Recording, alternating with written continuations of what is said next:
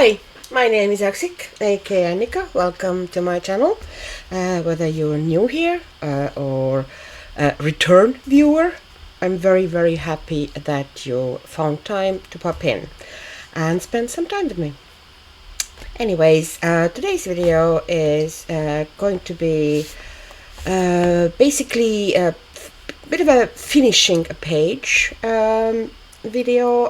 I have a spread in this book that I thought I'm showing you some of the moments of how I am dealing with kind of halfway there image, that the color is kind of down and now I need to add the final details. The book is fantastic. I recently, finally, I have been chasing them for quite a while, and I now found some of the Fabiana Attanasio fairy tale books. There are still some that are missing in my, my stash. I really would like to get. Would like to get Cinderella also, and Beauty and the Beast, and I think Hansel and Gretel and the Jungle Book. But I'm fine at the moment with what I have, but I would love to have these in my collection as well, but they're almost impossible to find, and if they are there, they are at a crazy price. So this is Spanish version, and it's published by White Star Kids, and I am very happy with the paper here. The pencils lay down really well, and also it takes water media pretty well. Now, I'm not going to go on too much about these books because I'm planning to make a separate video about these Fabiana Attanasio fairy tale books that I do have now. Talk about them, maybe flip them a little, talk about the paper and so on, and why I like them so much. So I am now turning you to the page, the spread that I have based. This is just watercolor, and it's done in the watercolor style that if I'm a bit tired or wonky or just kind of looking for inspiration, then I tend to take a page, a spread like that, and just put down kind of slightly bonkers color variations and just splashes, make a riot of color on the page. That happens to me pretty often. So I enjoy working that way. This is done with the most cheap, the most basic Chinese watercolors. They are specifically Chinese ones now. They wouldn't be typical Western watercolors. You can get these on Temu and AliExpress, and even on Amazon also. But the ones I got were like I couldn't find them at the moment. They are this big, small box itself is fairly small. The pans are basically 1 milliliter. It was kind of like this super cheap. I think I got it from Temu for €3 set. And there's loads of colors in it. I think there must be around 50 or 60 colors in it, but the set isn't big at all. But it's not different from any other less less cheap Chinese watercolor sets. For example, let me pull out something for you. These ones here that I've shown before on my channel would be of similar make and quality. The difference with these ones is that they're slightly more curated, somewhat fancier, but the finish would be the same. And these ones also have metallics, or there's 4 sets of these, I think 4 or 5 kind of curated sets like these, and they all have a mix of regular matte watercolors and some metallics. You can see some of them are metallics, they're shiny. So that is too much talk about watercolor, which I didn't plan to bring here at all. So basically, I just splashed down color, put down loads of color variations. But now I could, go in with watercolor again. But at this stage, often it's kind of easier and faster, to be honest, to come in and finish it up with a bit of pencil. Very minimal work. and with a bit of kind of gel pens and acrylic markers. Here I think mostly acrylic brush markers, but maybe some gel pens here and there, you know, a little bit. I'm starting off with this set. That is I haven't used it for a long time, so I felt like, you know, I remember liking them quite a lot, back in the time anyway, and they are very cheap for, you know, the quality, I find anyway. I think that I like these ones better than the full color barrel ones. They are shuttle art black barrel pencils, but brut thinner and color black barrel pencils are essentially exactly the same. They have the same color names and numbers and everything, so it's just a white labeling. But I do like these pencils. So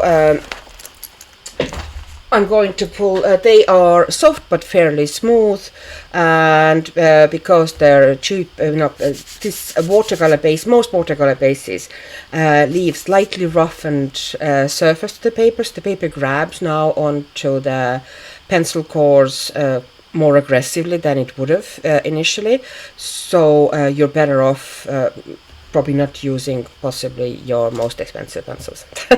just to say a little bit. Your pencil cores. Okay, so let's get a little bit closer, and I'm going to do it in little kind of increments here and there. You know, I'm showing what I'm doing.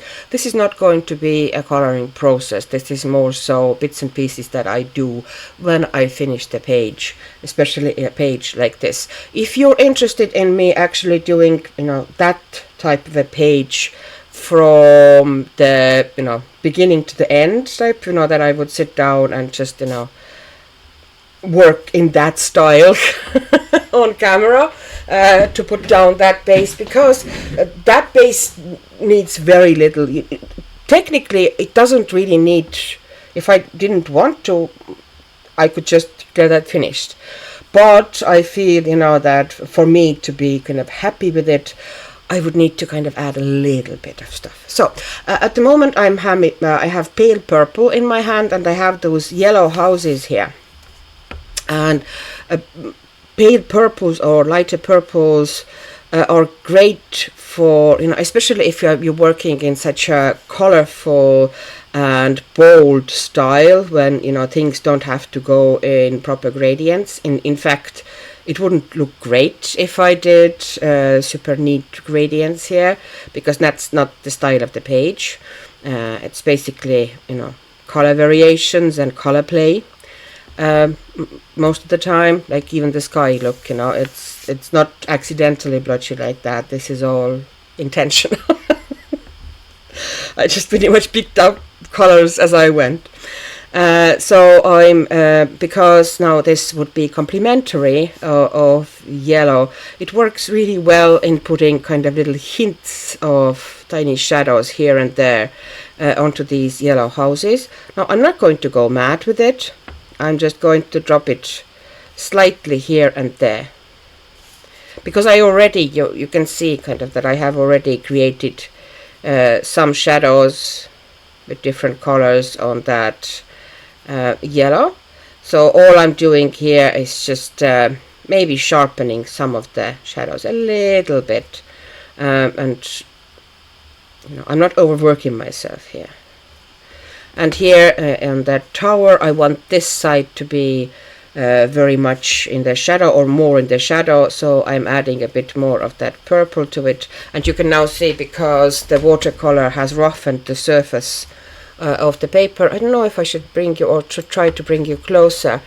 Maybe yes, maybe that's better for you to see how well the paper is now grabbing onto the pigment. So it's super easy to get results. And you could, you know, put loads of pigment down and burnish, you know, if you wanted to, but I don't really want to. I want there to be a bit of a texture, because it's a building, and there's probably some sort of a stucco, or, you know, something that would have texture on those walls as well. So I don't want them to be perfectly shark's bottom smooth.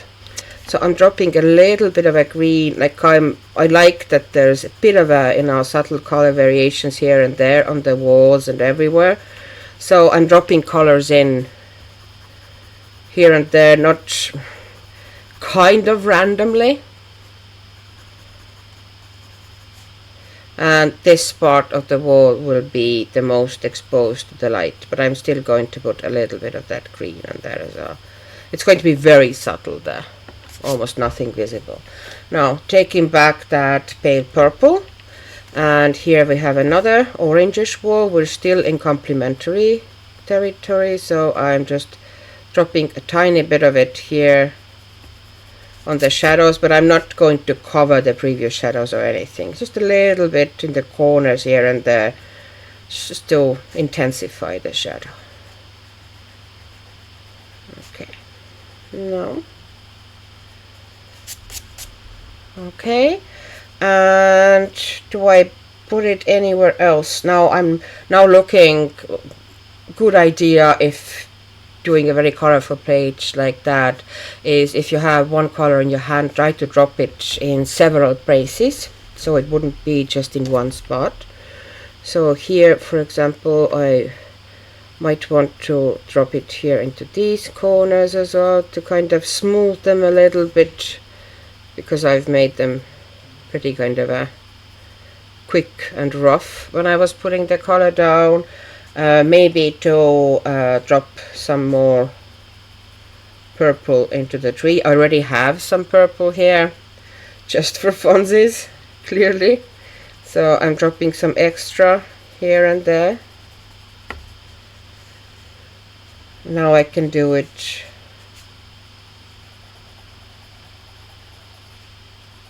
slightly more controlled, but I'm not really trying to be. Okay.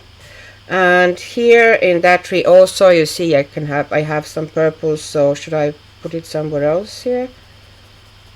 Yeah, I might as well. Like for example, bottom of these purple leaves, I might as well give them some depth. And maybe this one here as well. Okay. And possibly I'm going to make that one purple as well. Is there anywhere else I want to put down purple? Maybe here slightly, and here. Just keep dropping it in different places, and this way your page will look more harmonious. That's of course if you want to work in that style at all, because I absolutely understand that it's not for everybody.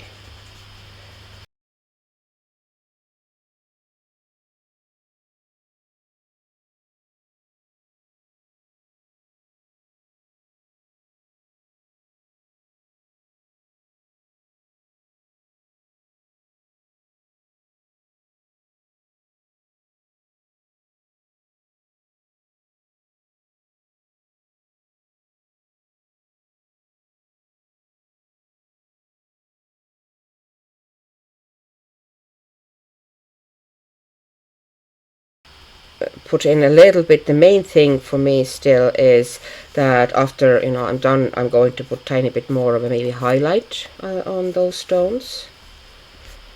And I don't know if I'm going to go around them with the gel pen as well. Possibly yes, because I don't really like the black line there.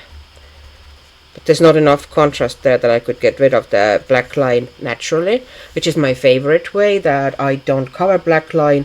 I create a contrast of very light area and very dark area, and then pretty much the black line kind of disappears. Here you can see I have fairly dark red and orange here, and reasonably kind of lightish sky there, and the black line isn't very prominent here because of that contrast. So that's my favorite way of, or here. I will though put some acrylic paint or some acrylic markers onto these tips of the bushes, but technically, at least in this area, I wouldn't need it badly because I have very dark shadows behind fairly light foreground, and therefore it kind of disappears the black lines automatically for you. Okay, so will I put some of that purple into those leaves as well? Oops, sorry. There's some leaves here which some of them could use a bit more shadow, but instead of going and putting that shadow in with darker green, some of it I might do dark green as well, but I'm just using that pale purple. And this is how you unify a page like that, which it is a lot of colors. It can get a bit overwhelming or overdone, so easy way to kind of keep it under control somewhat is to reuse and layer the colors like this, and then it still looks, although very colorful, it will still look fairly harmonious.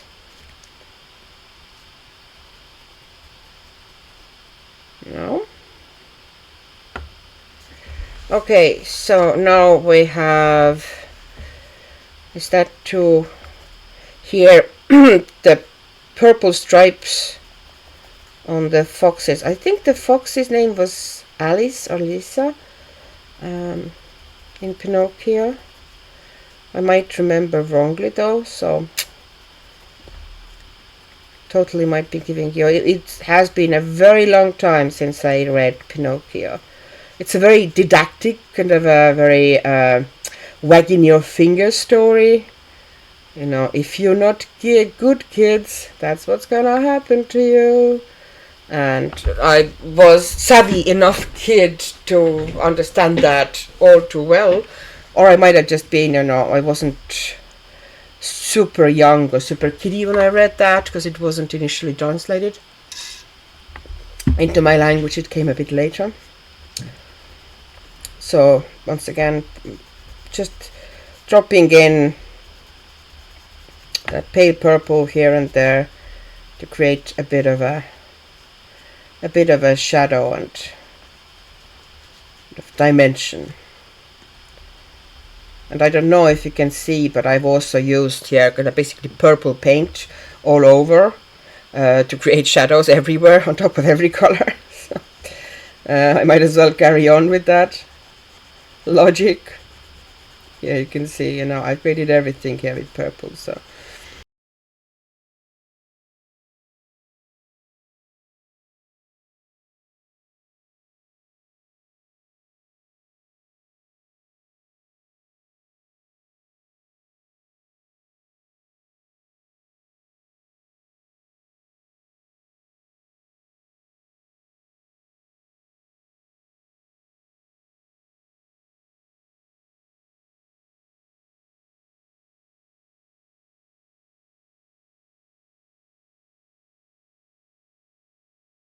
I need to bring in some reds because I want to add some red to certain flowers and bits and pieces.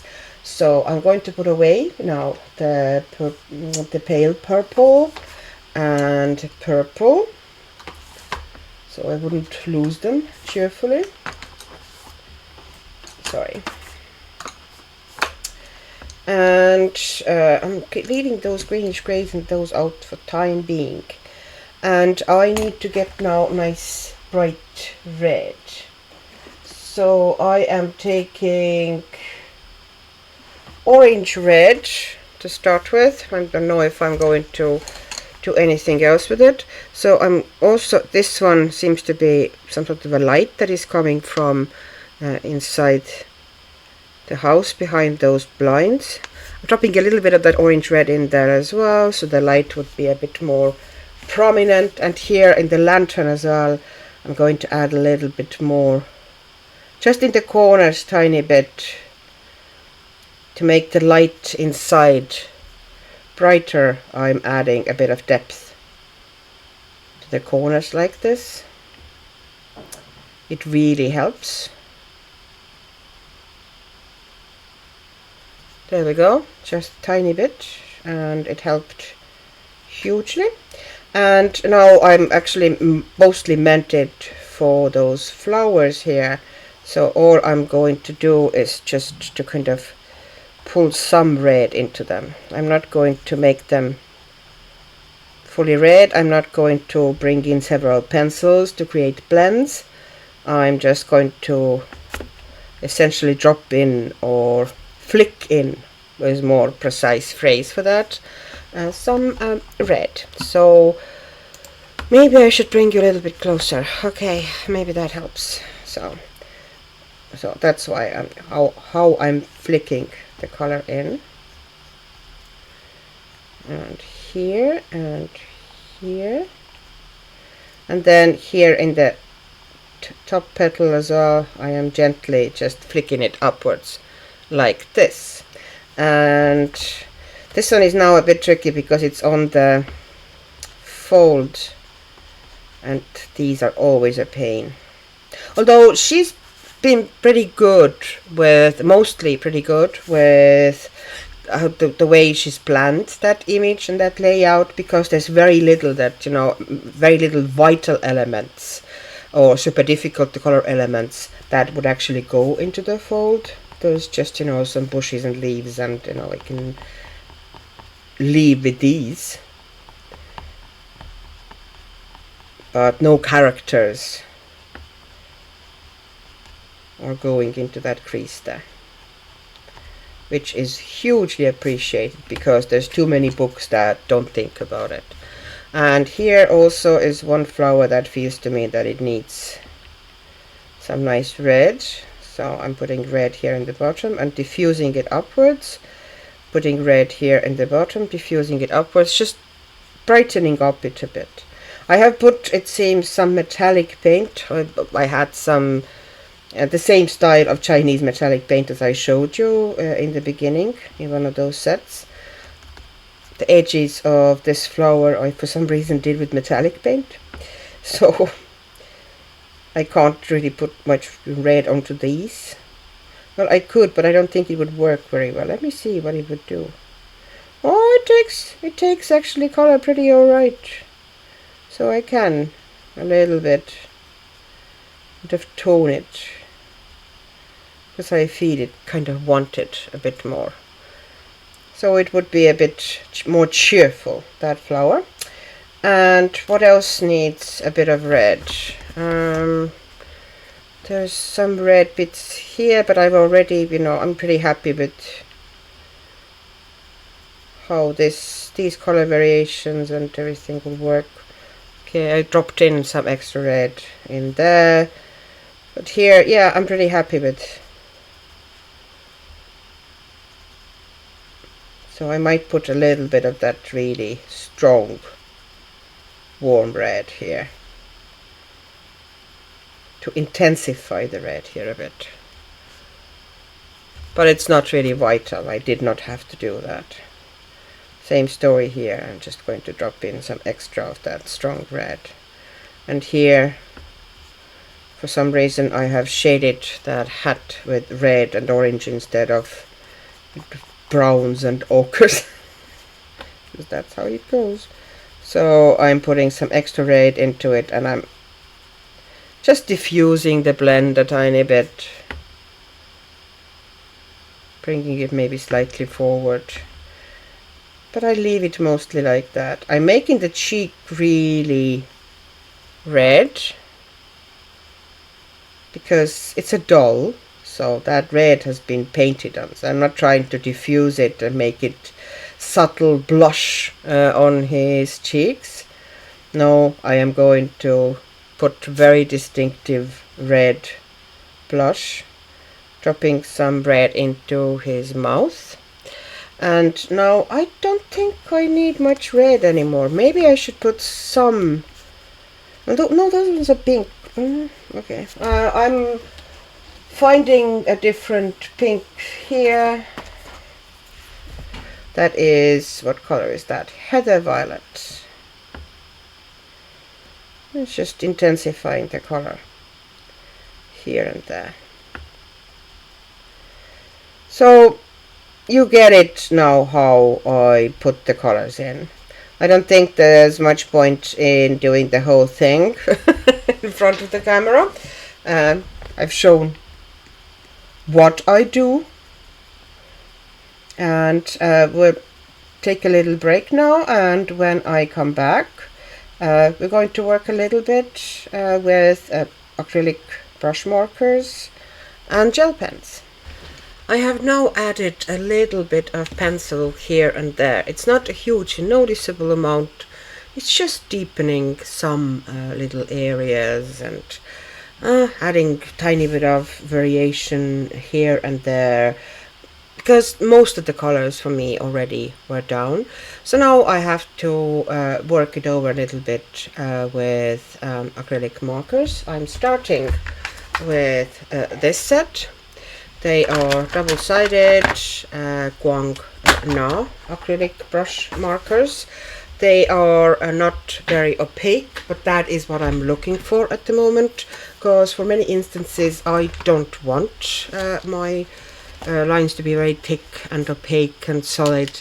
I want them to be kind of more hazy. And I'm starting maybe here in the greenery. Let's put it down. Somebody, as I've mentioned before, has used these and lost my wonderful sweatshirt. So I'm kind of working somewhat blind, but I can see when I'm opening the marker what color is it going to be. So I'm adding a little bit of a lighter acrylic marker here at the edges of these, the puffs of foliage.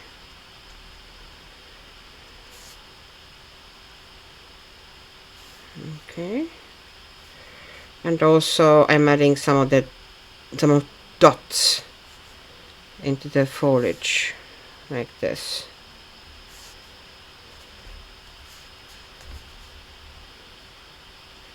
So it wouldn't just be bright edges and very dark inside. There will be variations. So texture and color.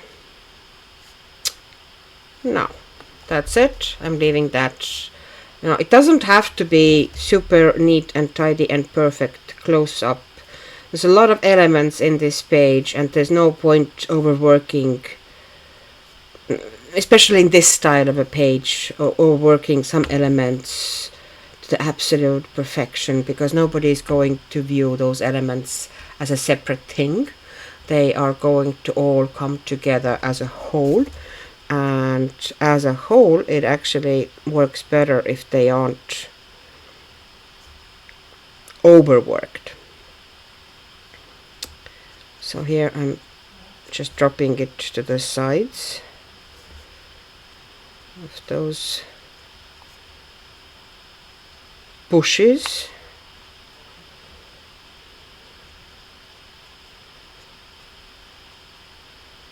There we go again.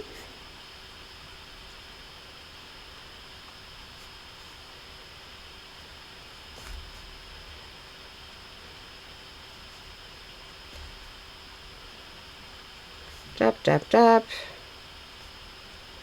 And once again, once I've put those slightly dabby edges down, I am also going to now drop in some dots and dabs, some smaller, some bigger, of the same very light acrylic marker. And now I'm going to grab something pink. Let's say, which pink would we go for? Let's go for this pink. And I'm also going to drop in some pink. Maybe there's little blossoms in this bush as well. And I'm not going to try to make them look as blossoms. They are distant foliage. You're not really going to see the shapes unless they're really big shapes. you're not going to see the flower shapes. Now, and I'm essentially doing similar things all over the place here. For this tree, for example, I can show what I want to do there. I'm going to take a little bit more of the purplish color, so this color, and I'm also going to take water brush, making sure that it's going for me, that it's not dry. There's some water inside there, but oh yeah, it's going. So I'm going to maybe put some in and kind of dilute it quickly with the water brush, so I can drop it into more random areas.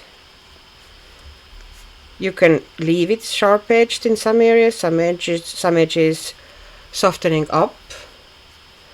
And I'm also going to put in some like dots and leaf shapes with that dark purple. I might drop it here, for example, as well, just so it would repeat itself over the tree a little bit.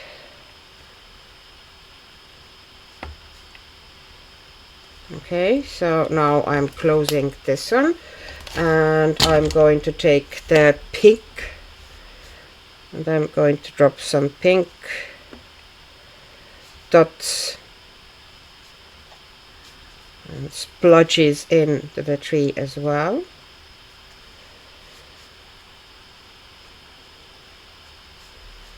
And maybe here as well.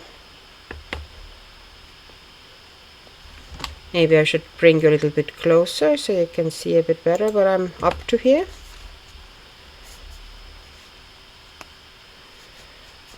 And maybe here.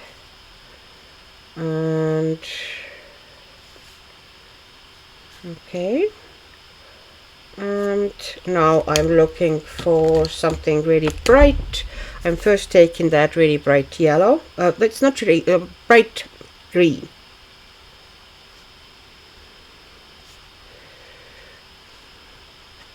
So some of the splotches or leaves should be bigger, some of them smaller, and that all gives an effect.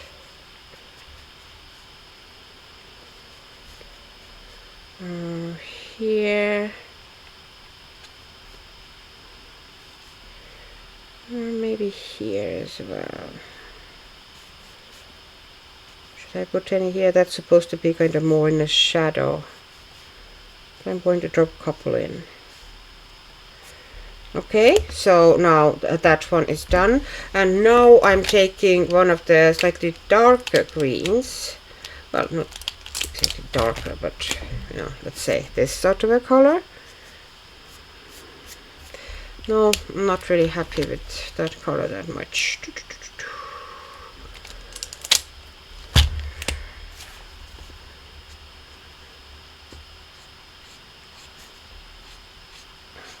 This is more of like a blue-green, and I'm just going to pull it to the side of the tree like this. And I'm not trying to exactly, absolutely not, definitely not trying to absolutely match the colors. If I feel like softening the edge of the acrylic marker, I will, but sometimes I don't, and then I just leave it to be. Other side is a bit more in the light, so I'm making that more yellow green. So the light is coming from there.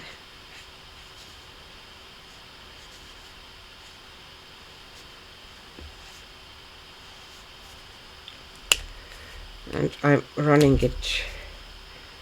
The bottom of the tree should actually be like that, darker. So I changed the color of this line there. And here on this tree, now I put already in some the color variations are pretty much there. I'm leaving these ones be, but I want to find something yellowish, like maybe like that.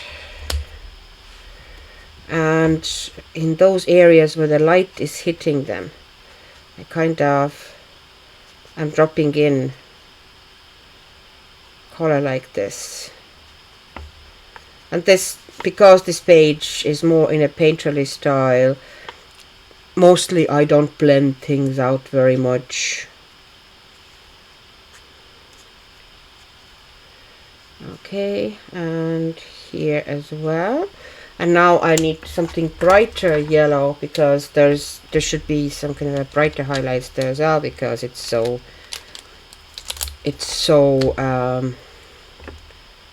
light there. So I'm taking another pen that is lighter, but still not very yellow. It's more of a like creamy color. I suspect that it's meant to be kind of like a skin color, although it's a bit yellowish for that, but absolutely could be. It all depends what skin you're depicting. So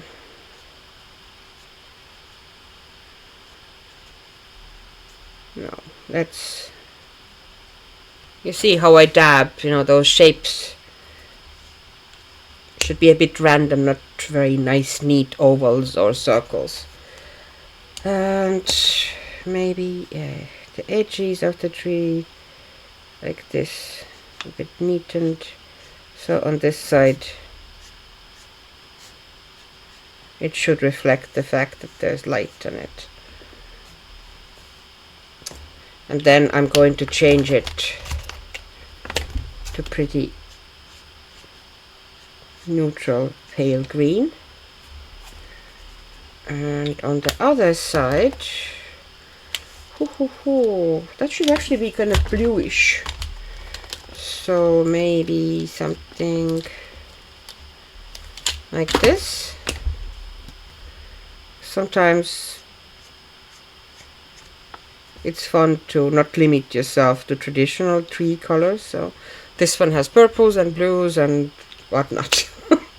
Now that one is done.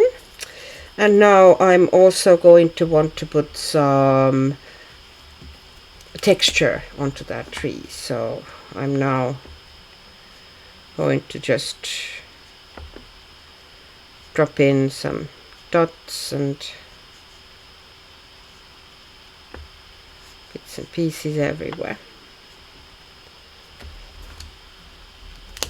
I think I need, this one is a bit more opaque. So I'm going to leave these leaves pretty much as is, except maybe in some spots I'll just drop in like very subtle highlight.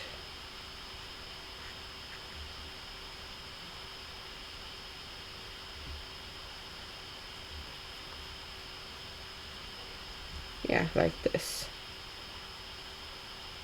Or here at the bottom of those leaves, maybe I will take the black line out there.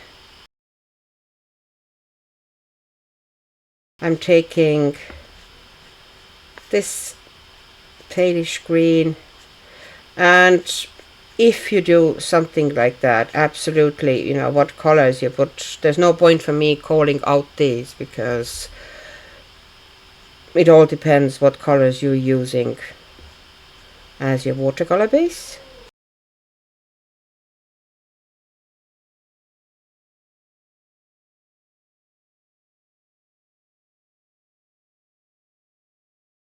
It's hard to hold yourself back from overdoing if you start detailing like this, because you find more and more and more places than where you could add details.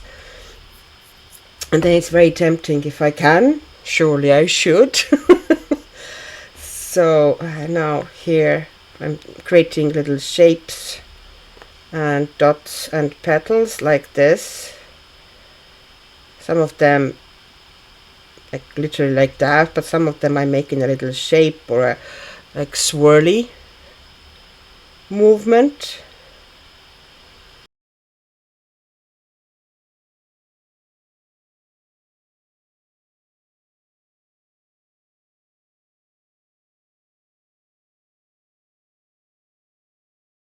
Alrighty, and since I have this orange in my hand, I might as well maybe pull it a little bit into the foxes.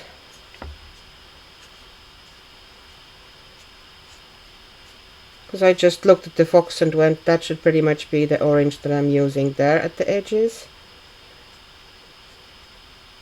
Before I forget and put it away and then have to find it as well. There should be something a bit lighter there.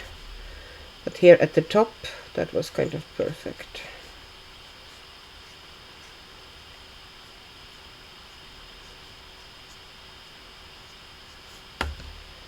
Okay. And the back, I don't need to put anything.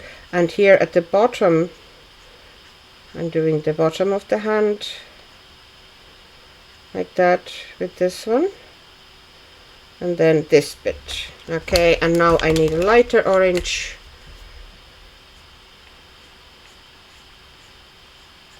Just pulling it there, the nose, and also here at the top of the tail and on top of the hands.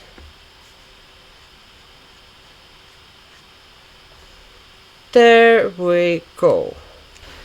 I'm putting the highlights on the stones, and either I'm working really rough, which means that I'm taking fairly transparent white acrylic marker. I'm dabbing in highlighted part like this and then just dabbing with my finger, which gives fairly kind of rough and organic highlight.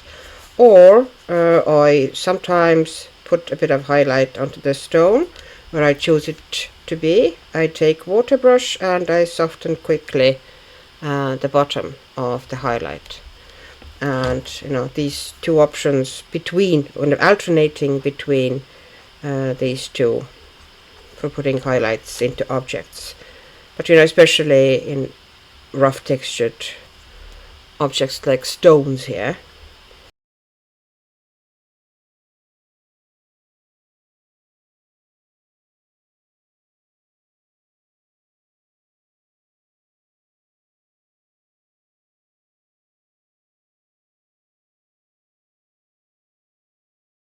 I'm sticking some highlights onto the fox as well because I feel that it kind of needs some.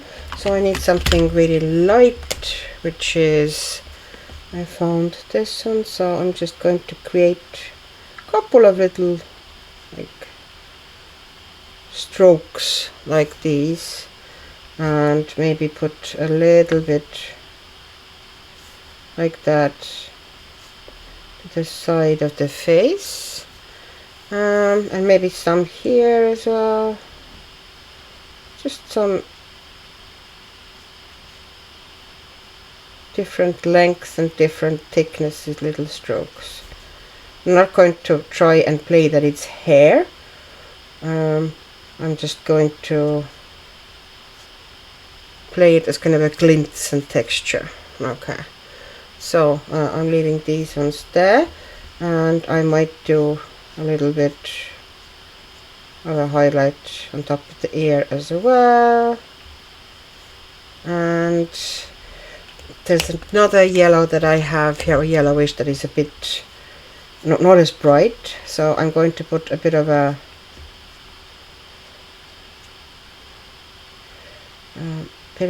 texture here as well, and a highlight and those tufts of hair here,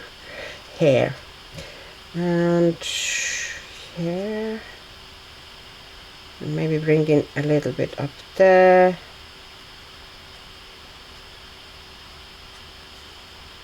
Okay, so we now have, and I'm bringing a couple of little strokes upwards from there as well, just to kind of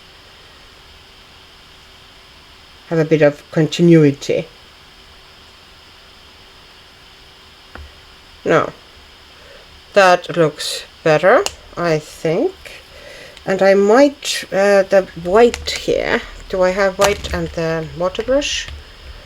Here we are, onto the cheek here in this spot. I don't know if it's going to, how well is it going to Actually, I might leave it like this and just putting some texture like this. In this spot I don't like it very much, but some spots of it actually came out exactly like I wanted it, so I'm not going to dilute them.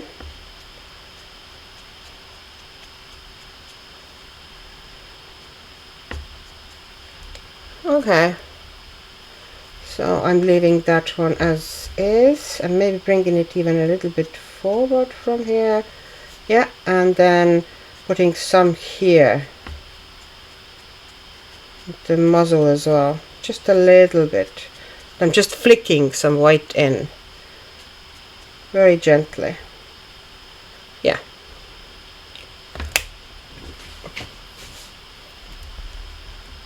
And this is when I'm working not in very neat and tidy way, which is a deliberate choice. And like, I could bend myself backwards to get all those highlights neat, but this is the artwork in this book really inspires me to loosen up. I don't know why or how, but it somehow really works for me, so I am trying to take advantage of that. I'm putting some white here in the middle as well, so now the lantern looks more like it's lit up. And now we're doing some little work in the sky, and then I might be finished with the acrylic brush markers, but first let's do some sky stuff. So let me make sure that the book is visible to you, and the next thing I'm going to do is to take the creamy color, which isn't totally opaque, so brush markers like these are great for it. And now I'm creating dots in the sky, and sometimes I might even dab onto them with the finger to kind of soften them like this. Some of them I'm making clearer. The ones I've softened, there's eventually going to be a different brighter dot on top of it, and the softened area will look like a glow around it. You can't really see them very well on the camera, they're much more visible in real life, but well, it is what it is. I can't really change it, sadly. Maybe one or two here too. There's maybe one here. I'm softening it also, like this. And then some smaller ones around it. So I'm going to go through the whole sky like this.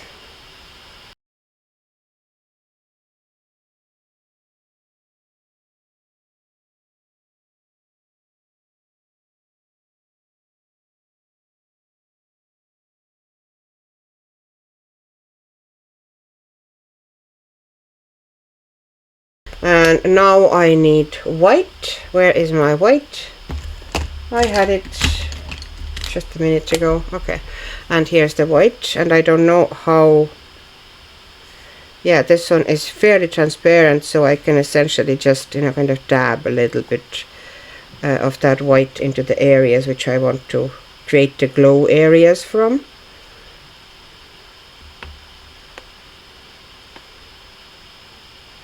Because it's so transparent, it wouldn't be really great of actually creating stars with it.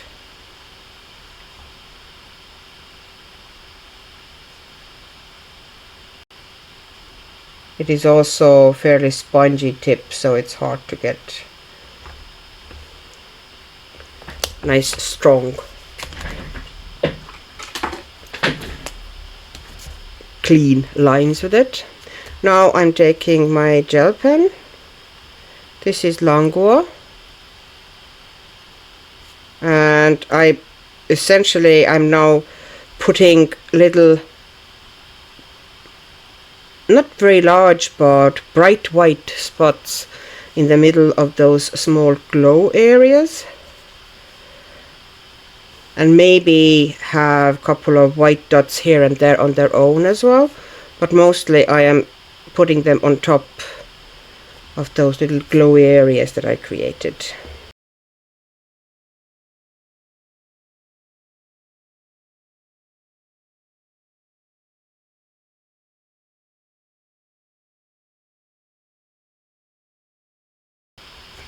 It's starting to get that more whimsical feel that I was looking for.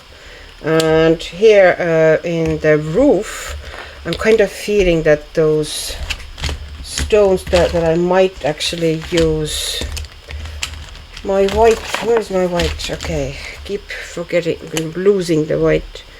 That on some of them at least I will put like extra highlight, a little bit on the top like this.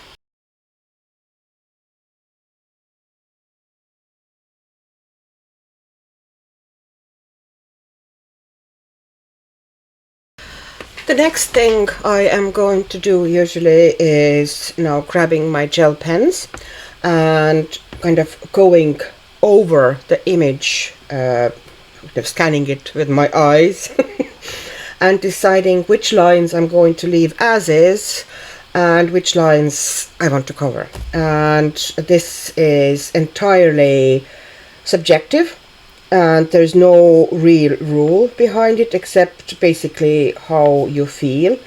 For example, here I feel that I want the lines, the orange, because it's a fairly bright color.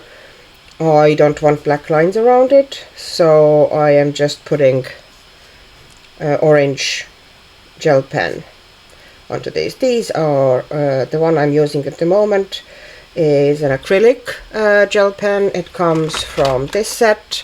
They're by Guangna, and they come in kind of like colorways. This one is yellows and oranges.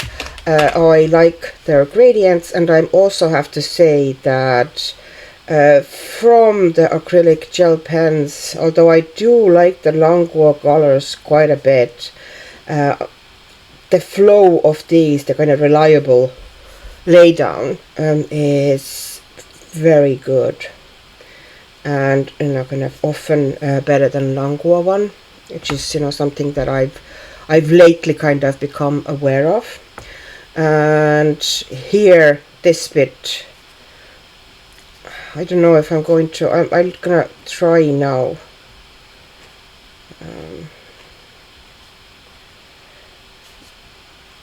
Kind of a line between her face, the orange part of the fur, and the kind of a beigey whitey part of the fur.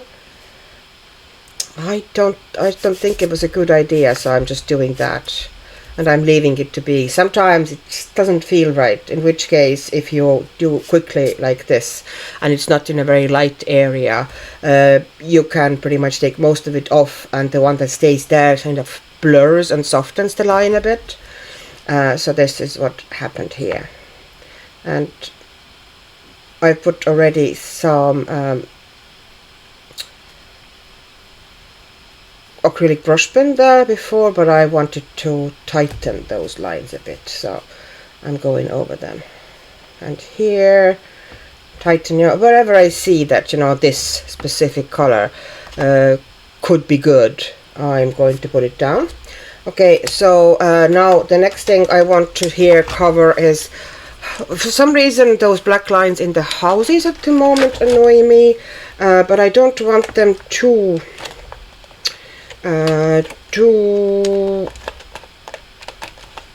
yellow either. So I'm going to grab, I know they had a set that was essentially like, it's called dark skin.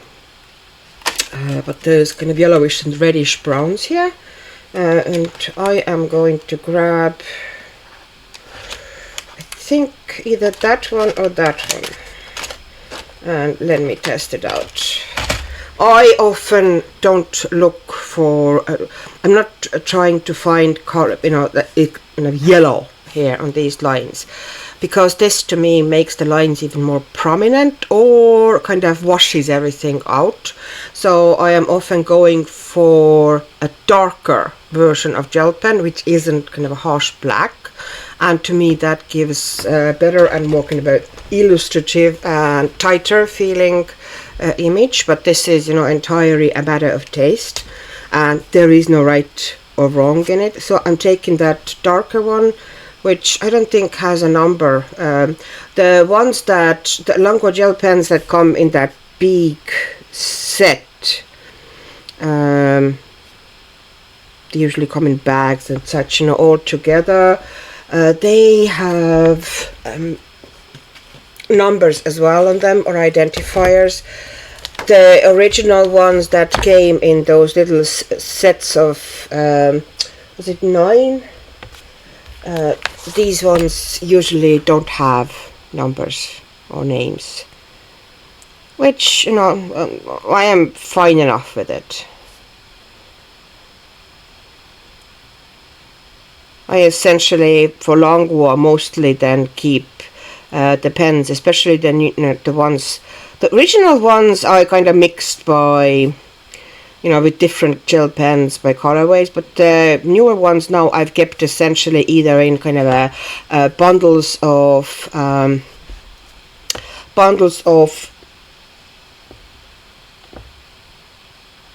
rubber band together. But I keep them essentially holding them in sets. So if I'm looking for the colors, because they don't have numbers on them, it's still very easy to find them because I swatch them out by sets essentially.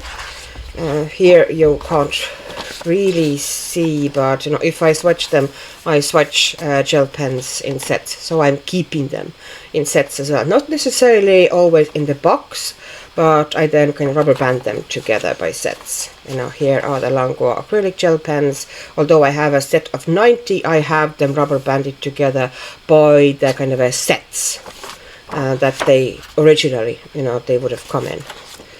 So that's just, you know, a habit of mine of doing, and it makes it easier for me anyway to find the colors. And this is the next one I'm going to take, is a slightly lighter. I'm scribbling it down a little bit first. Might take you a little bit closer if you want to see better what I'm doing here. So I'm just taking that gel pen here over the really harsh black line that is now also kind of faded and a bit dirty because there's paint on it and there's possibly some bit of pencil on it. So to kind of tighten it up and give the image a bit of a boost, I'm just covering that line with, in this case, more of a golden brown or lighter yellower brown. And to me that looks better than, you know, what I had here before. Now, as easy as that. And if there's any lines in this building that I feel I need to cover, not really. So for a Pinocchio I had already put some from the Colourful Blacks. I put the brown onto the outlines of the face and the little bag of money here he's carrying. So I'm leaving these ones to be, and now I need to find kind of a muted and darker blues. Okay, so darker blue is going to be easy enough to find. Either it's going to be in the Colourful Blacks series, which I'm using actually a lot for outlining, because often it isn't that much about, you know, making things, highlighting here or making them brighter or making them match, for example, that lighter blue here. I still want to keep a fairly clear outline, but I want to soften it with a color. So what I need, the blue ones. Okay, I'm taking those, I think it's called Dusty Blues or something like that set. You know, this is all together for me here. And I might take this one here. So just putting some of that color into those outlines here, and I'm not overdoing it. There you go. And here in the whatever steeple it is, doesn't seem to be a church, but there's a little tower in the middle of the village.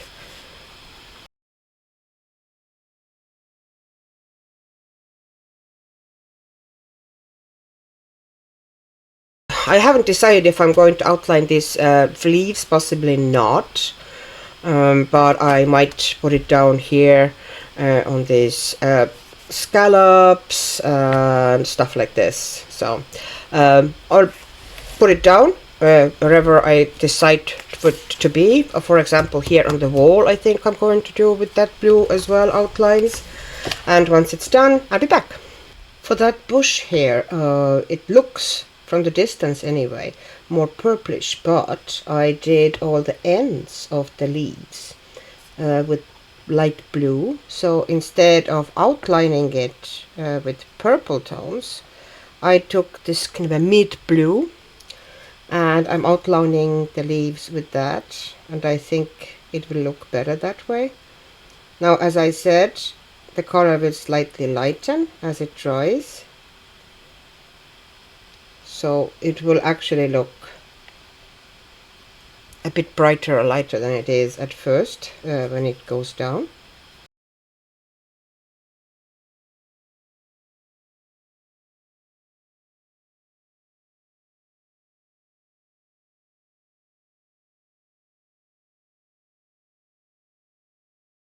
Now these leaves here, because they have this direct lantern light on them, I will outline with like a palish yellow, making sure that my pen is going.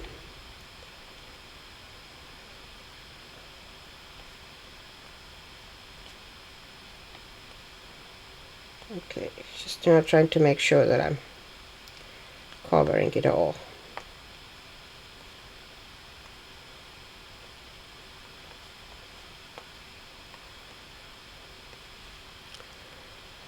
That I don't actually like how it came out. It's a bit too harsh, but I can't really imagine how I could avoid that harshness.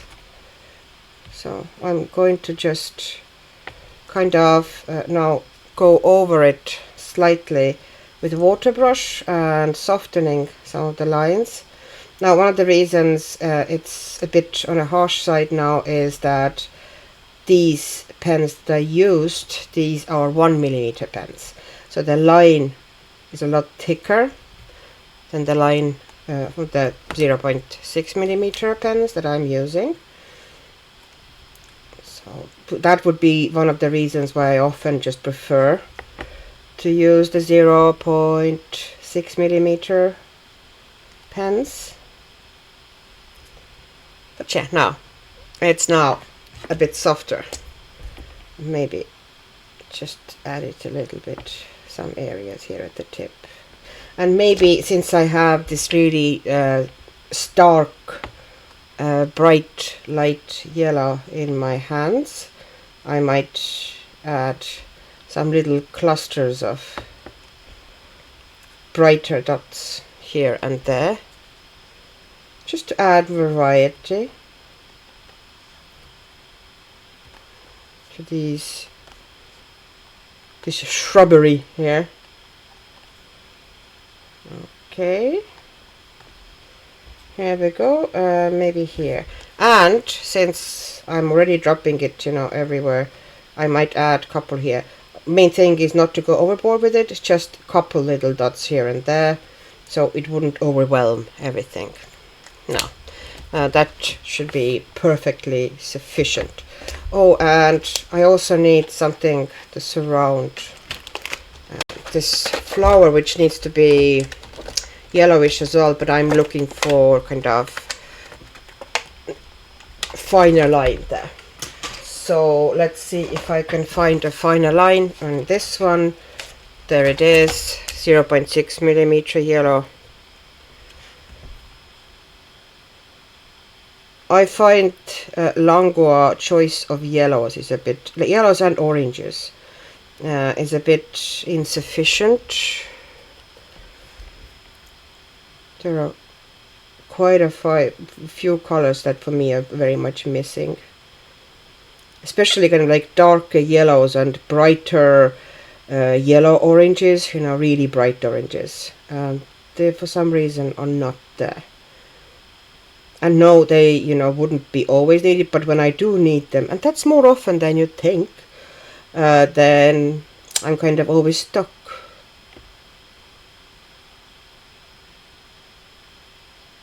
And I would like to have them in this specific kind of fine format. Okay, so this is done. Now there's a hat he's wearing, and I think I want to make that with a bit of a darker outline, so maybe either this yellow or this orange. I think the yellow is better here, because we want to bring it out. I'm going to activate the darker yellow here. This is now the kind of only 0.6 millimeter high brighter yellow that I do have. For some reason it's not, doesn't like that surface for some reason. I don't know. Let me see if I can get it working. There you go.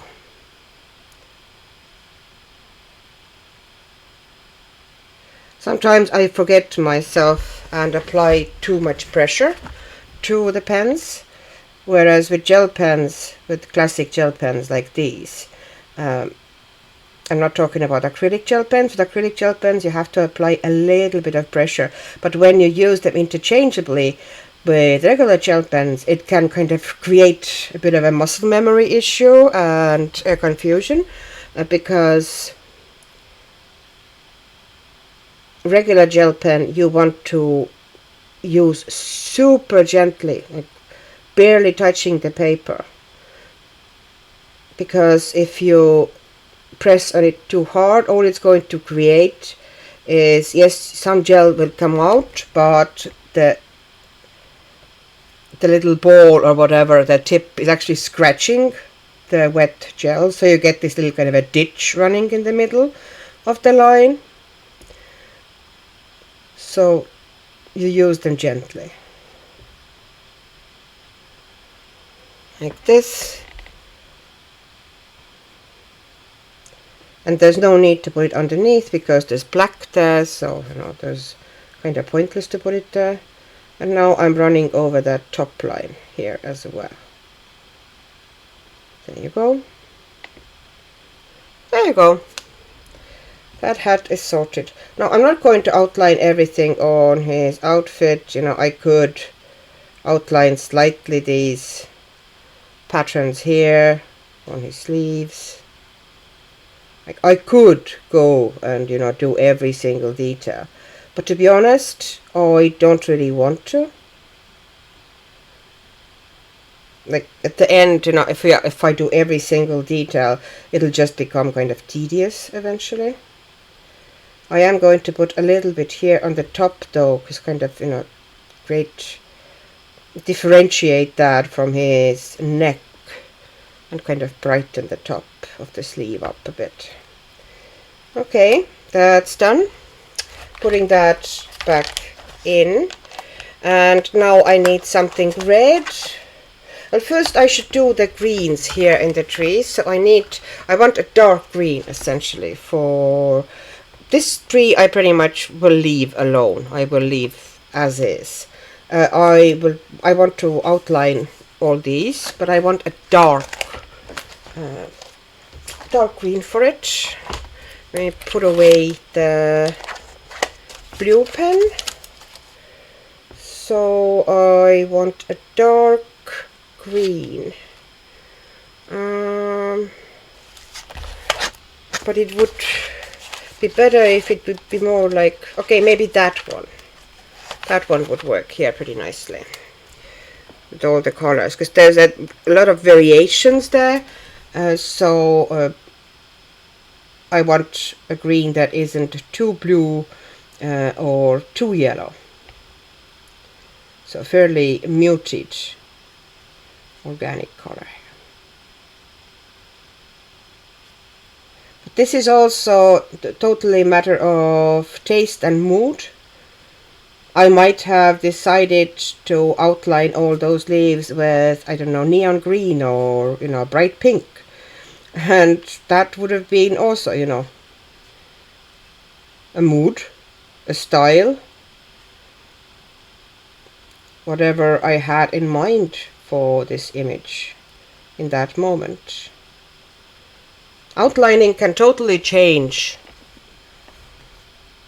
the overall impression and feel of the page.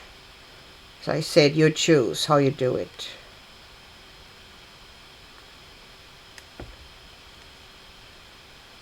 It doesn't always have to be kind of a blending in thing. It can also be just, adding fun and slightly crazy detailing, if you feel like it. For example, here, if I wanted to make the color match each leaf as they are, there would be like loads of different colors. It would be a bit of a pain to get them all, different. A lot of work, and it would be very hard to find exactly matching ones. So it's way easier just to pick one color that would essentially go with everything.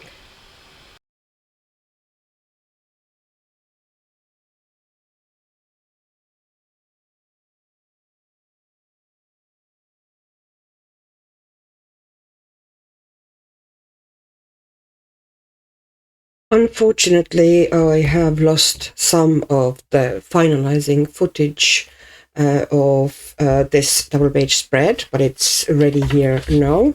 That's what it looks like, the final result. There's bits and pieces that I added. I did not cover all the lines, just like I said. I do not find it necessary. I just essentially covered the lines that jump at me, that annoy me, that I don't like. Taking all of them out sometimes can be counterproductive because you're just losing, all your contrasts often. Or if I want to cover pretty much anything and soften everything, I use dark gel pens as opposed to, light gel pens. Like I've covered the lines in Pinocchio, but you couldn't really tell, except, kind of, to me, it looks cleaner and more interesting than slightly banged up black outline. And I also used some Sakura gel, the glaze pens here on the hair and on the lamp and in the eyes there as well, just because I didn't really feel like going in and doing anything else with the hair. I could have put something on top of it, but I eventually decided not to, and just make them like really strong, vibrant, shiny black. So that's it. I do have plans because people have asked about this spread and some other pages in Fabiana's books a fair bit, and asked me to do basically a process of how I do the watercolor base as well. I will get to that eventually. At the moment, I'm in the process of some work changes, and I will be working from home more. Thus, I need to rearrange pretty much everything in my kind of office / craft area. So next week or two might be a bit sporadic, videos wise and filming wise. It all depends how smoothly it goes, because I need to get some new furniture and so on, and put stuff together. But hopefully, fingers crossed, it won't like totally throw things to the side.